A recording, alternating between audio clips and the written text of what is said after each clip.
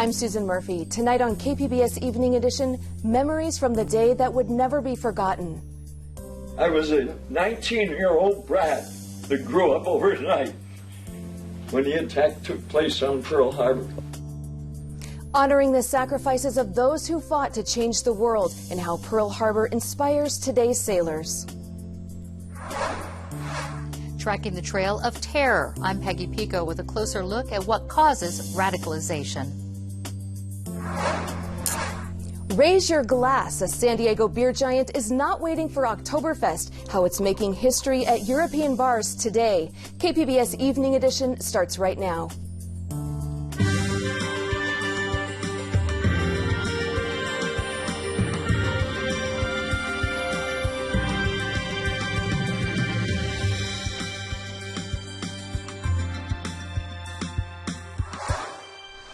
Good evening. Thanks for joining us. With the only shipbuilding facility on the West Coast, San Diego is well positioned to take advantage of an upturn in the industry. KPBS reporter Steve Walsh has more on how that all adds up to more jobs and money for the region.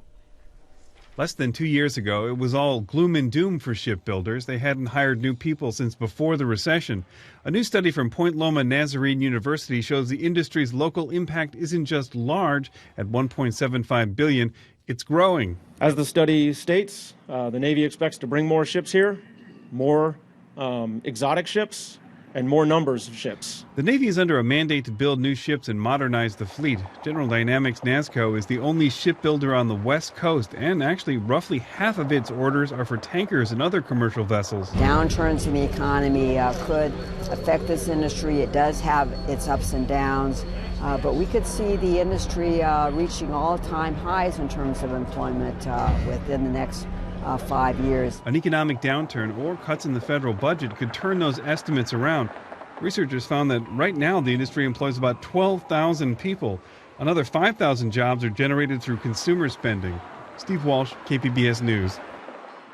The State Water Resources Control Board is considering ways to update and extend emergency drought restrictions next year. Officials listened to testimony from water agency representatives. Those representatives asked the board to revise its system to give the agencies credit for their water cutbacks. The current restrictions have resulted in 27% savings in water use in California. There are a lot of ideas being thrown around. The ideas range from credit for investment in local supplies such as desalination and recycled water, to adjustments for growth, for climate, for those hotter inland areas, to regional management approaches, credit for groundwater. So it's really a wide range. The board plans to take a vote in April on proposed regulations for 2016. Officials say they will factor in the winter rain's impact on the new conservation rules for 2016. The Carlsbad Energy Project is under fire from environmental groups. Earth Justice is challenging a California Public Utility Commission decision to approve the 550-megawatt power plant. The group is asking the First District Court of Appeal to overturn the approval. They argue San Diego Gas and Electric and the company building the plant didn't consider enough renewable energy options. A decision on the appeal could come early next year. They have been radicalized for quite some time. New details emerging about the couple behind the mass shooting in San Bernardino that left 14 people killed. Today, FBI agents say it's not clear how Syed Farook and Tashfeen Malik became radicalized, nor was there evidence to show they were connected to a terror group. Both were killed in a shootout with police last Wednesday. There are also new details on how they prepared for the attack. Yes, we do have evidence that both of these subjects did some participated in target practice in some ranges within the metro area or within the Los Angeles area. That target practice in one occasion was done within days of this event. Medical workers say at least half of those injured have left area hospitals. 6 patients are still hospitalized, 2 in critical condition, 4 others in fair or good condition. The White House announced today the alert system that warns the public about possible terrorist threats to the U.S. will be revised. Authorities say the new alert system will better inform the public about threats, but no specific details were provided. This is the third time the National Terror Alert System has been revamped since the attacks on September 11th, 2001. President Obama told the nation last night that America will destroy ISIS and defeat terrorism. Well, here's what I want you to know. The threat from terrorism is real, but we will overcome it. We will destroy ISIL and any other organization that tries to harm us. Our success won't depend on tough talk or abandoning our values or giving in to fear. That's what groups like ISIL are hoping for. The president also outlined the strategies the country is pursuing overseas and at home to fight back against the terror threat. Peggy Pico has more analysis. And joining me now is UC San Diego economics professor Ellie Berman, author of the book Radical, Religious, and Violent, The New Economics of Terrorism. And Ellie, what do you think is the most important takeaway from President Obama's speech last night and his address to the nation? To my mind, the most important thing is that the threat has changed and that the administration has a plan to do something about it. The threat changed, how so? Well, I think he could have been clearer about this, but I mean, it's interesting. He's the president. He has to balance the need to kind of recognize the threat and reassure people with another imperative, which is not to elevate this and kind of play into an apocalyptic vision of how important this particular act of terrorism was. But saying the game has changed. Now, we also heard today that the shooters in San Bernardino were radicalized. What's unusual about this case? It seems to be puzzling some of the experts. Yeah, so I mean, among the people that work on this, there are three things that are really, really strange. One, which is unusual but not unheard of, is that a terrorist attacks people that they know very well. He went and attacked people in his workplace.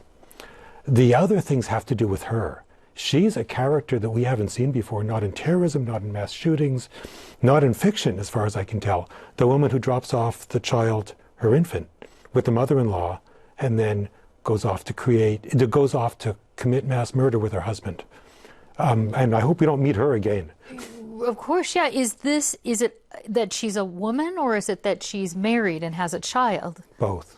I mean, there have been female terrorists in the past, but the mother with the child, that constellation is a very, very unusual one. So not uncommon for women to be terrorists? It's uncommon for women to be terrorists. It's very uncommon for mothers. I see.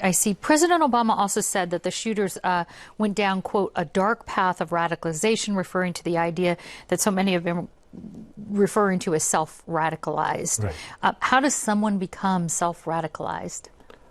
Well, I'm not an expert on the radicalization of individuals, but these are people who have views that might have been extreme. There might be some kind of a mental illness in the background as well, and they've decided that these extreme views, that violence is the solution. That same description could apply to a white supremacist, to someone who's homophobic, but the key is that they've decided that violence is the right answer.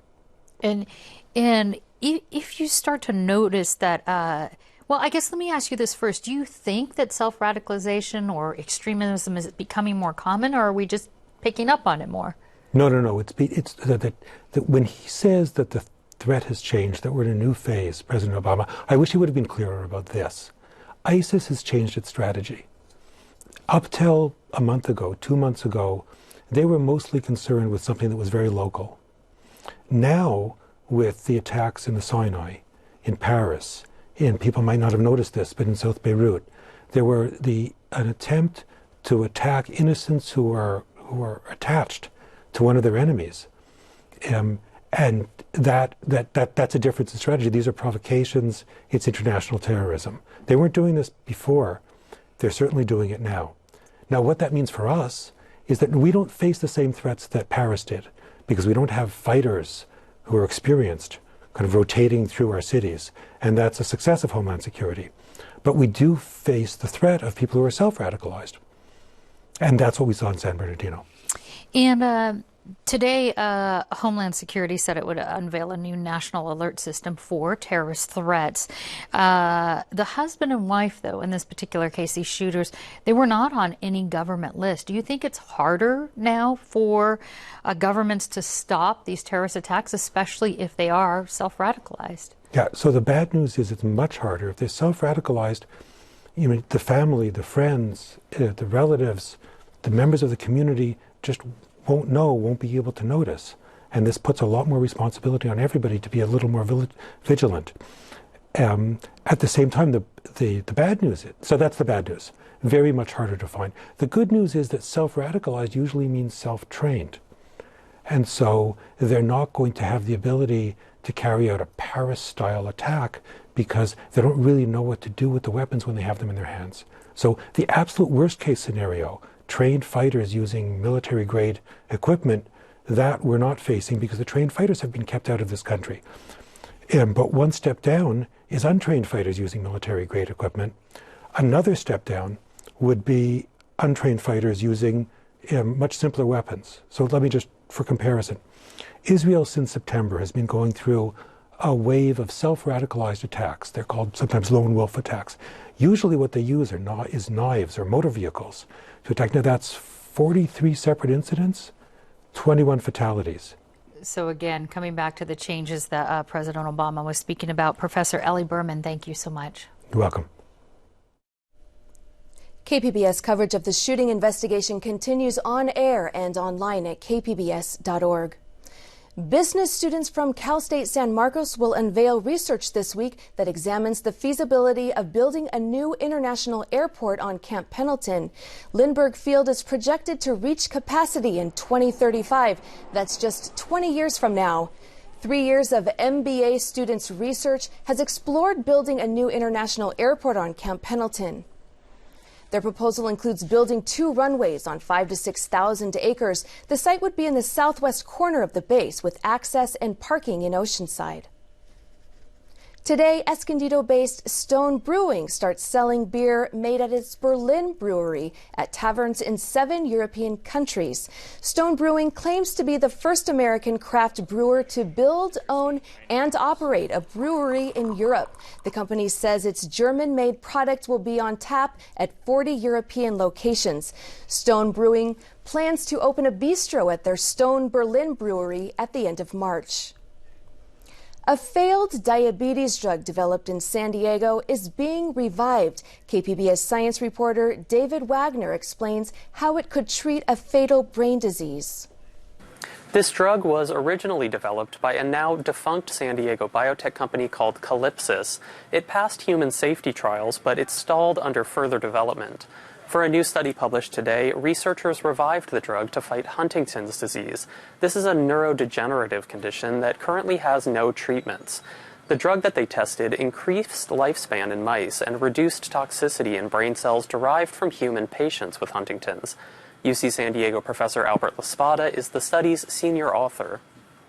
The backstory is a compound was created by a company for one indication, and then we discovered that it could be used for an entirely different indication. I spoke with the co-founder of that company, Kevin Lustig. He worked closely on the drug's development as a potential treatment for diabetes. He says it feels great to see the drug find new life in the fight to treat a deadly disease. It was really upsetting that it got parked and that we couldn't go forward in the diabetes area. So to have it be potentially useful as a tool or even as a drug candidate for a major disease that affects tens of thousands of people, I couldn't be happier. Researchers say the drug still needs to be tested in humans to find out whether it could actually help Huntington's patients. They hope that testing can be streamlined, though, because the drug's safety has already been proven. David Wagner, KPBS News. Hundreds gathered this morning on the deck of the USS Midway to mark 74 years since the attack on Pearl Harbor. 2,400 died that day, December 7th, 1941. The Japanese assault launched America into World War II. 7 veteran survivors were honored at this morning's wreath-laying ceremony, including retired Navy Captain Jack Evans. He was aboard the battleship Tennessee when bombs hit the harbor. He says he's proud of all who served that day.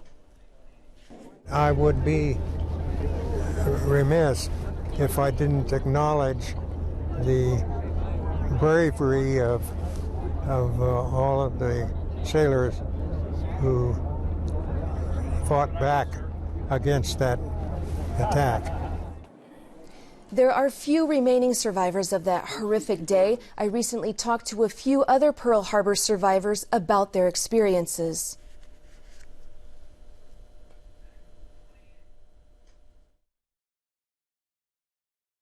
Here is the actual bombing of the mighty USS Arizona. Pearl Harbor survivors have spent a lifetime sharing their experiences about what happened on December 7th, 1941. We see these planes coming in, and they're not our planes, and they're dropping bombs. And the whole harbor is on fire, and smoke all over the harbor, too.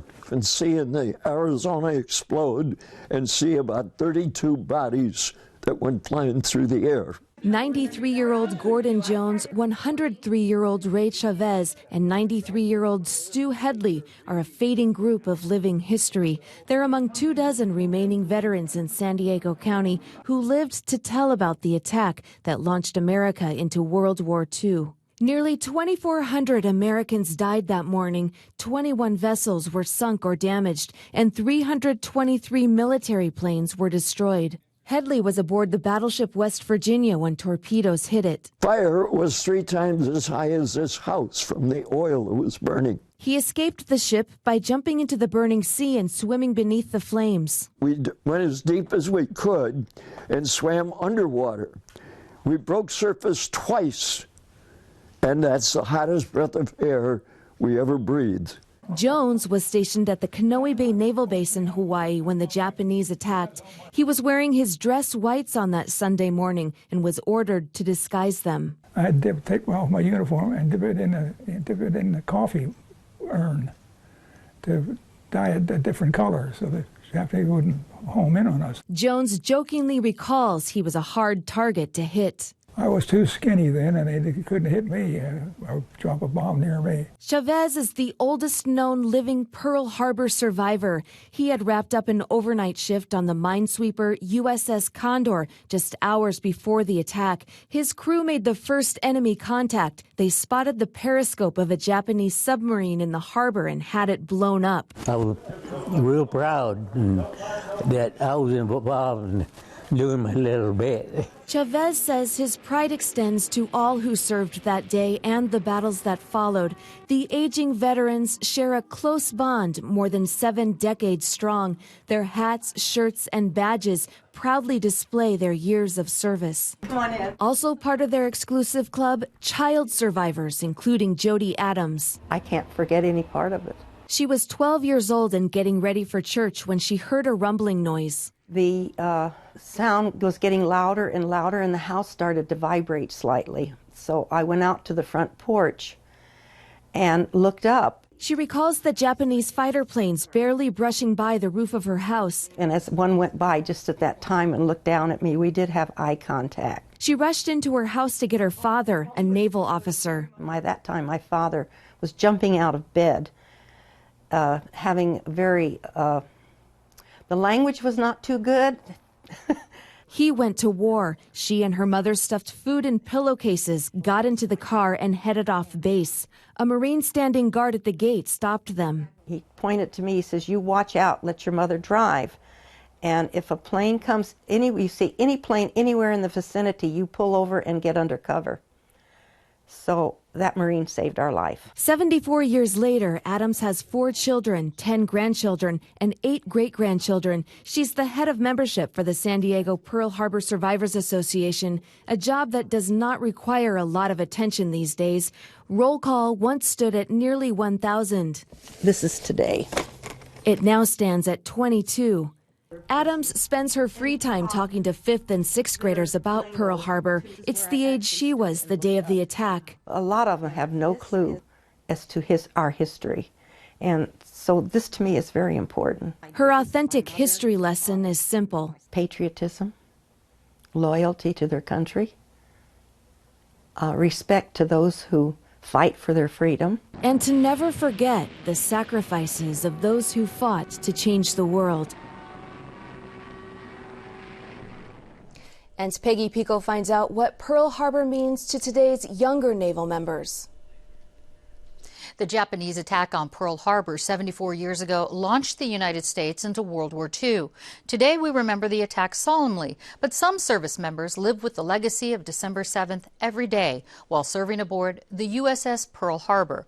Two are here with me now, Nina Kettles and Diana Tolosa. Welcome to Evening Edition. Good evening. Thank you, ma'am. Now, Diana, as it was pointed out this morning at the remembrance on the USS Midway, this is the only warship in the fleet that has been named after a losing battle. What does it mean for you to serve on the USS Pearl Harbor? For what it means to me, ma'am, is that we remember the Pearl Harbor just like the 9/11. So every year, every time December 7th comes, we try to celebrate in remembrance of the Pearl Harbor attack and those who have survived that attack. And you're bringing this into kind of today. So you're remembering that attack, but you mentioned 9/11. So Nina, what is this? Is there some sort of, do naval service members feel some sort of connection between Pearl Harbor and 9/11? Is that linked somehow? Absolutely, ma'am. It's something that unfortunately hurt American soil. And so we all feel a connection to it. Every day we remember Pearl Harbor because our ship is named after that. And we have a great community and a great connection with the Pearl Harbor survivors. And so I feel like every time we meet with them, they themselves remember 9/11 as though, because it's something that we experienced in our generation. So though we weren't there for the 9/11, or excuse me, the Pearl Harbor attacks, we can connect with them. Because of our experience. And do you, Diana, do you see, there's not a whole lot of veterans left from Pearl Harbor, but because you are serving on this ship, do other veterans from World War II come up to you and kind of connect to you in a special way? Yes, and they say thank you, and we say thank you back to them for what they've done and what they've sacrificed for us. I see. And Nina, what would you like non-military people to take away from remembering, from days like today, remembering Pearl Harbor, remembering 9/11 attacks? What's somebody who's not involved with the memory? Why do you think this is important for them? Because it was an attack. You know, it's something that's going to continue to be in our school books, history. So even if they're not connected to the military, it's something that's connected because they're Americans. And I feel like that is the sole reason why they should listen and continue teaching it. We can't let any of these attacks be forgotten. And would you agree with that? Would you have something to say for the people on today about remembering these sorts of attacks? Yes, that, you know, freedom is not free, and that, you know, we've sacrificed a lot. And so with these attacks that attack us, you know, we just want to, be the best that we can be, and just remember those who've sacrificed for us. And honor. All right, Diana Tolosa and Nina Kettles, thank you very much. Thank you, ma'am. Thank you, ma'am.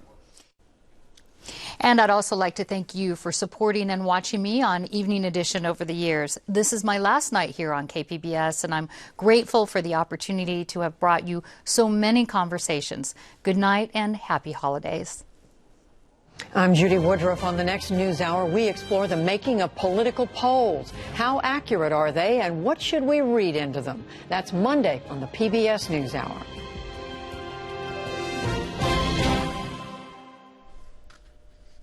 Changing up their ball game, Petco Park is getting ready for a new round of upgrades. The Padres announced changes, including the relocation of the sand play area for kids. This would be away from the center field fence. The team is also building a new social space for 600 fans. A new Padres Hall of Fame will also open on K Street. The upgrades should be ready in time for next year's season. The bowl season is just around the corner, and now we know the matchup for the Holiday Bowl. USC Trojans will face the Wisconsin Badgers on December 30th. USC's record is at 8-5. Wisconsin's record stands at 9-3. Both teams have not met since 1966. This is also Wisconsin's first appearance in the Holiday Bowl. USC played in last year's Holiday Bowl and won. The Afghan girl with the blazing green eyes on the cover of National Geographic is now a famous photograph. But have you seen the man who took it? Now you can in a new exhibit at the Museum of Contemporary Art, San Diego. KPBS culture reporter Angela Carone says a local photographer has been documenting the artists behind the world's most famous photographs. Photographer Tim Mantuani has shot over 150 photographers holding the iconic photographs that they shot.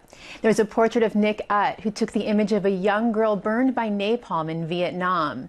There's one of Jim Marshall, the photographer who snapped Johnny Cash giving a unique salute to the camera in San Quentin. Mantuani set out to document photographic history here, and he's doing it with a camera that will soon be obsolete.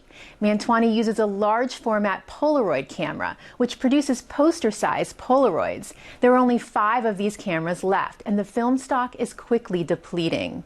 You can see 31 of Mantuani's portraits at the Contemporary Art Museum in La Jolla through January 10th. Angela Carone, KPBS News. Hold off on the winter coats for now. San Diego is enjoying some toasty autumn weather. 70s and 60s by the coast, 80s and 70s in the inland valleys. A mix of sun and clouds in the mountains with 60s, 80s and 70s in the desert. You can find tonight's story on our website, kpbs.org/evening edition. Thank you for joining us. Have a great evening.